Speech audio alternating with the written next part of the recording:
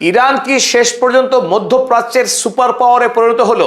যেটা এতদিন ধরে ইসরায়েল ছিল, আমেরিকার সামরিক সহযোগিতায় মধ্যপ্রাচ্যে এতদিন ধরে রাজত্ব করে এসেছে ইসরায়েল। ইসরায়েলি আরব বিশ্বে শেষ কথা বলে এসেছে, কিন্তু এই প্রথম অতীতের সমস্ত সমীকরণ ছাঁচ ভেঙে দিয়ে ইরান নতুন ইতিহাস, নতুন ধারা শুরু করলো মধ্যপ্রাচ্যে। এটা প্রত্যেকের কাছে সুবিদিত যে 1948 সালে ইসরায়েল রাষ্ট্র তৈরি হবার পর থেকে আরবরা বারবার আক্রমণ করেছে এই ইসরায়েলের নাম মুছে দেওয়ার জন্য, কিন্তু প্রতিটা ক্ষেত্রেই এই আরব বিশ্ব কিন্তু ইসরায়েলের কাছে যাচ্ছে তাই ভাবে পরাস্ত হয়েছে। সে 1948 সাল মনে করুন, যখন সমস্ত আরব রাষ্ট্র ঐক্যবদ্ধভাবে এই ইসরায়েল রাষ্ট্র সদ্য যখন জন্ম হলো তখনই আক্রমণ করা হয়েছিল এবং প্যালেস্টাইনের মাটি থেকে ইসরায়েলকে উপড়ে ফেলার চেষ্টা করা হয়েছিল। 1948 এর আরব ইসরায়েল যুদ্ধে আরবরা সম্মিলিতভাবে পরাস্ত হয়েছিল ইসরায়েলের হাতে। একই ঘটনার পুনরাবৃত্তি হয়েছে আরো দুবার। তারপরে 1967 সালের 6 দিনের যুদ্ধ কিংবা 1973 সালের ইয়ম কিপ্পুরের যুদ্ধ, প্রতিটা যুদ্ধতেই ইসরায়েল ঢাল হয়েছিল আর মূল যুদ্ধ করেছে আমেরিকা। ফলে আরব বিশ্ব শত চেষ্টা করেও এই ইসরায়েল রাষ্ট্রকে পরাস্ত করতে পারেনি। যখনই ইসরায়েলে আক্রমণ করেছে, পাল্টা আক্রমণ করে ইসরায়েল সকল রাষ্ট্রকে ছিন্ন ভিন্ন করে দিয়েছে এবং পার্শ্ববর্তী রাষ্ট্রের বিস্তৃত অঞ্চল নতুন করে দখল করে নিয়েছে। এর অর্থ কি? আরবরা ইসরায়েলের বিরুদ্ধে যুদ্ধ করেনি এমন কিন্তু নয়, বারবার পরাস্ত হবার পর ইসরায়েলকে যে যুদ্ধে হারানো যায়, তাকে পরাস্ত করা যায়, এই বিশ্বাসটাই হারিয়ে ফেলেছিল আরব রাষ্ট্রগুলো। কিন্তু সেই সমস্ত করুণ ইতিহাসকে পিছনে ফেলে এই মুহূর্তে ইরান একটি নতুন ইতিহাসের জন্ম দিল। ইরান দেখিয়ে দিল যে ইসরায়েলকে মার দিয়ে তার মুখ বন্ধ করে দেওয়া যায়। ফেব্রুয়ারি মাসের 28 তারিখে যে হামলা করেছিল ইসরায়েল এবং আমেরিকা, সেই যুদ্ধে ইরান কিন্তু প্রতিরক্ষামূলক যুদ্ধে লড়াই করেছে, মারের বদলে মার দিয়েছে ইরান। কিন্তু প্রথম হামলা ইরান একবারের জন্য ইসরায়েলের উপরে করেনি। সেখান থেকে আমাদের অনেক দর্শক বন্ধু প্রশ্ন করেছিলেন যে ইরান কেন মার খাওয়ার জন্য অপেক্ষা করছে, মার খেয়ে তারপরে কেন মারছে, প্রথমেই কেন মারছে না? এটা একটা তাৎপর্যপূর্ণ প্রশ্ন ছিল যে ইরান কেন মার খাওয়ার অপেক্ষা করে তারপরে পাল্টা মার দিচ্ছিল। কারণ গোটা যুদ্ধে ইরানের যে ন্যাশনাল সিকিউরিটি কাউন্সিল, ইরান রাষ্ট্র হিসেবে অত্যন্ত সুগঠিত এবং তার একটি গণতান্ত্রিক শক্তিশালী কাঠামো রয়েছে। ইরানের যে ন্যাশনাল সিকিউরিটি কাউন্সিল, সেই ন্যাশনাল সিকিউরিটি কাউন্সিল বৈঠক করে সিদ্ধান্ত নিয়েছিল তারা প্রথম যুদ্ধে জড়াবে না, কারণ ইতিমধ্যেই ইরান রাষ্ট্র আন্তর্জাতিক বিশ্বের কাছ থেকে সীমাহীন নিষেধাজ্ঞার ভারে ভারাক্রান্ত। তাই নতুন করে বিশ্বে ইরানের ভাবমূর্তি খারাপ করাটা অত্যন্ত বিপজ্জনক হবে। তাই ইরানের কাছে পর্যাপ্ত শক্তি থাকা সত্ত্বেও মধ্যপ্রাচ্যে নতুন করে অশান্তির সূচনা ইরান করেনি। কিন্তু 28 ফেব্রুয়ারি থেকে 8 এপ্রিল পর্যন্ত লাগাতার পৃথিবীর সবচাইতে শক্তিশালী রাষ্ট্র America, the greatest super power, আর তার সঙ্গেই মধ্যপ্রাচ্যের ইসরায়েল নামক এই অবৈধ রাষ্ট্র, এই দুই শক্তির সঙ্গে লাগাতার লড়াই করেও ইরান তার শক্তিকে অক্ষত রাখতে পেরেছে, যেটা একটা বড়সড় বিজয় ইরানের জন্য। কিন্তু তারপর 2 মাস ব্যাপী নীরব থাকার পর ইসরায়েল যখন লাগাতার লেবাননে রক্ত ঝরাতে থাকলো, সমস্ত আন্তর্জাতিক আইন কানুনকে গুড়িয়ে দিয়ে, এমনকি আমেরিকার গ্যারান্টিতে লেবানন সরকারের সঙ্গে 50 দিনের মধ্যে 5 বার যুদ্ধবিরতি চুক্তি করবার পরেও প্রতিদিন লেবাননে রক্ত ঝরিয়েছে। 2 মাসের মধ্যেই 6,500 মানুষকে খুন করেছে এই গণহত্যাকারী ইসরায়েল রাষ্ট্র। তারপর কিন্তু ইরান আর চুপ থাকতে পারেনি। ইরানের পক্ষে এনাফ ইজ এনাফ এই কথাটাই বলা হয়েছিল। তখন ইরানের এই ন্যাশনাল সিকিউরিটি কাউন্সিল একটা র্যাডিক্যাল শিফট নেয় তাদের বিদেশ নীতিতে, এবং এতদিন ধরে মধ্যপ্রাচ্যে ইরান তার প্রক্সির মাধ্যমে তার শক্তি জাহির করেছে, ইসরায়েলের বিরুদ্ধেই হোক বা আমেরিকার বিরুদ্ধেই হোক।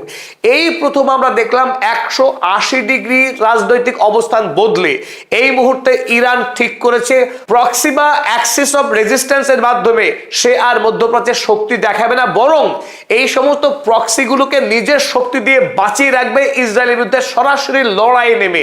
আর সেটাই করে দেখালো ইরান 7 তারিখের মধ্যরাতে লেবাননের বেইরুট বেইরুত শহর আক্রমণ করার অপরাধে ইসরায়েলের রামাত ডেভিড এয়ারবেসে সরাসরি মিসাইল হামলা করলো অপারেশন নাসেরের মাধ্যমে। আর এটাই এখন পশ্চিমী দুনিয়ার অধিকাংশ বিশ্লেষক মনে করছে যে ইরান তার অবস্থাকে 100 ভাগ বদলে ফেলেছে।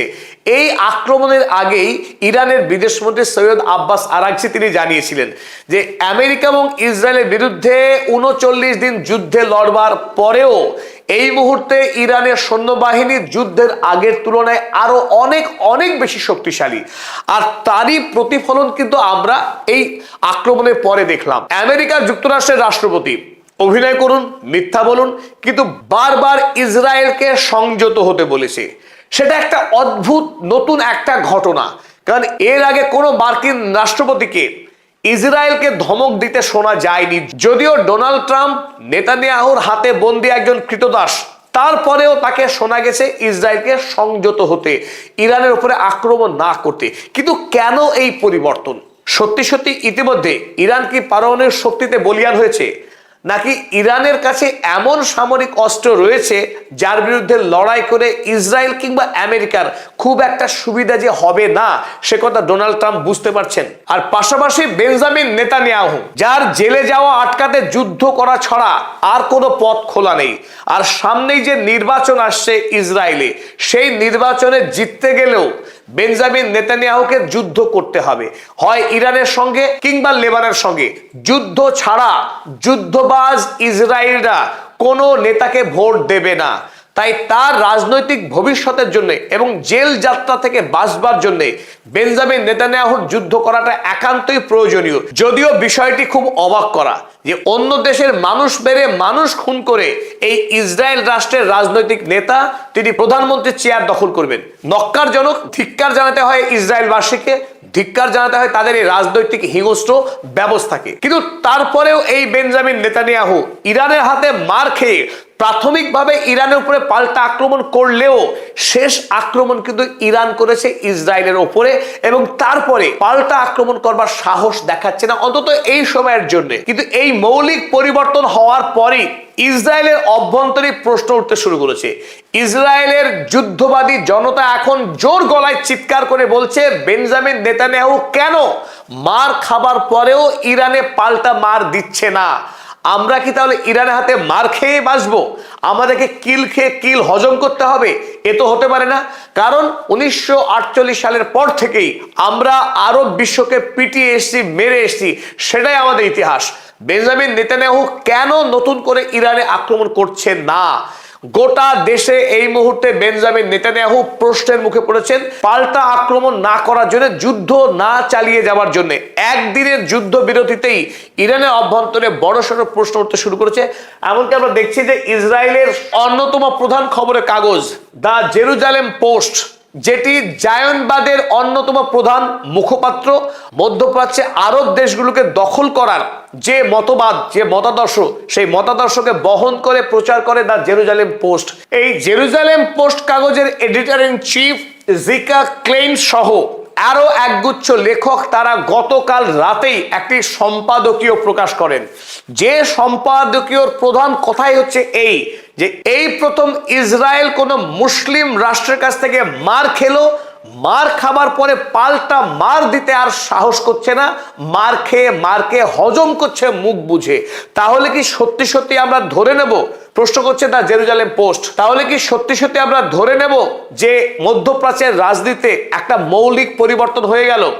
অর্থাৎ ইরান কি এই মুহূর্তে মধ্যপ্রাচ্যের সবচাইতে শক্তিশালী রাষ্ট্রের জায়গা দখল করে নিল?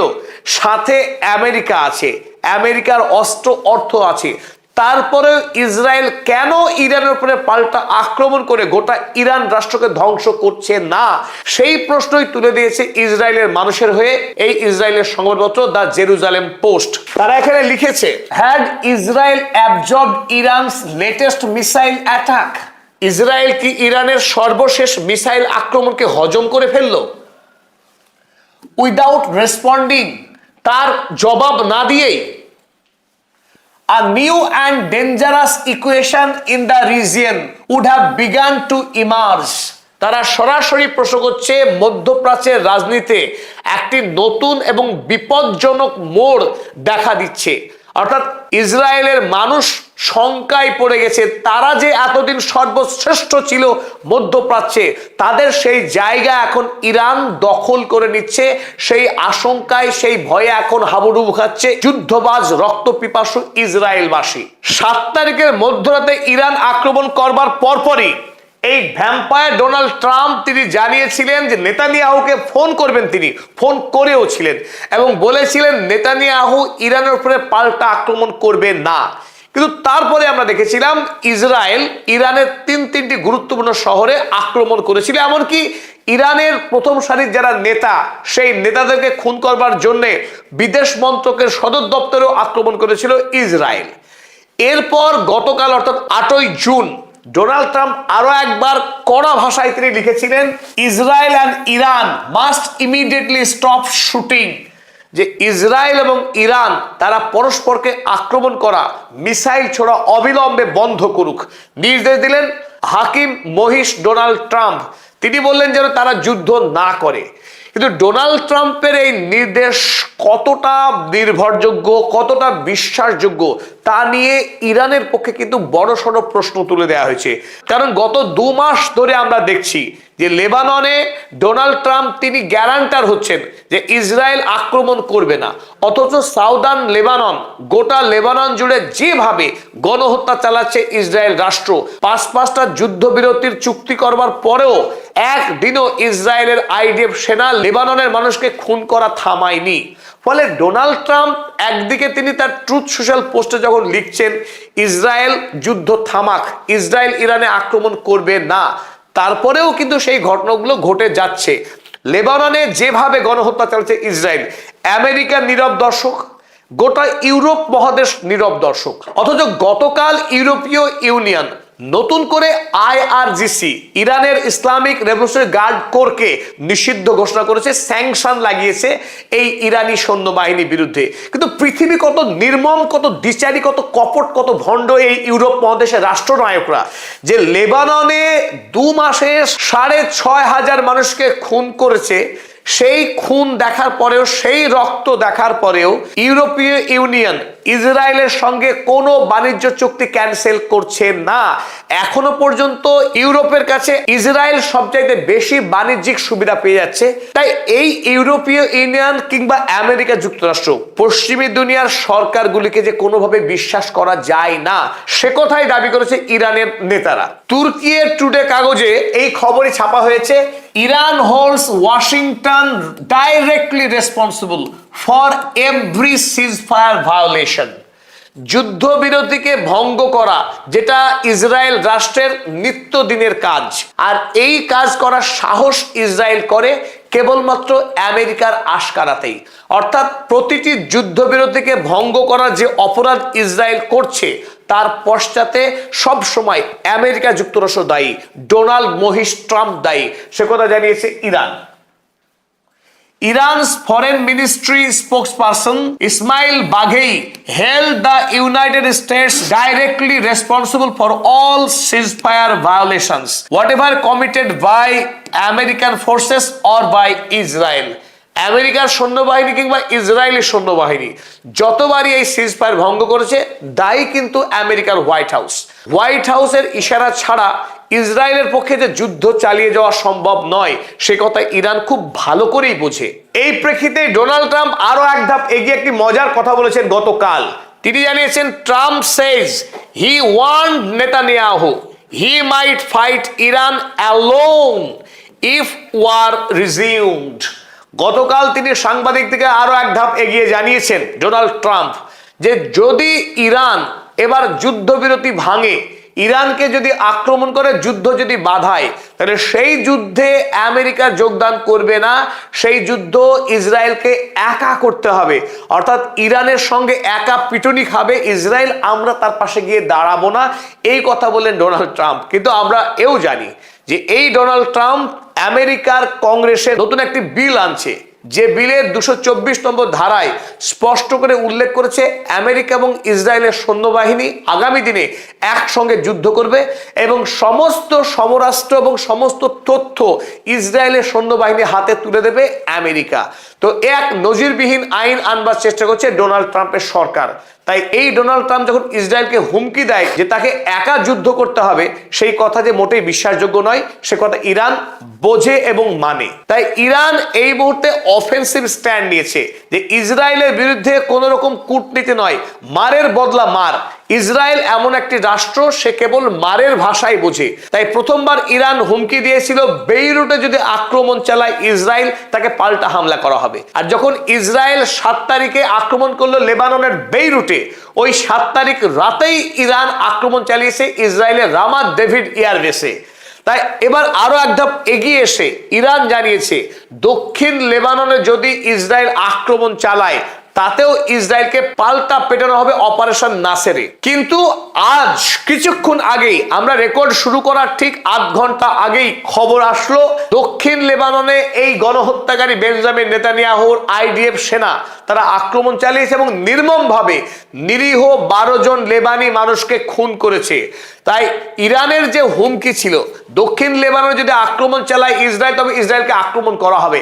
এখন দেখার নতুন করে ইরান আবার ইসরায়েলের উপরে আক্রমণ শুরু করে কিনা। আর যদি এই আক্রমণ শুরু করে, ইসরায়েল কি চুপ করে থাকবে? মনে হয় না।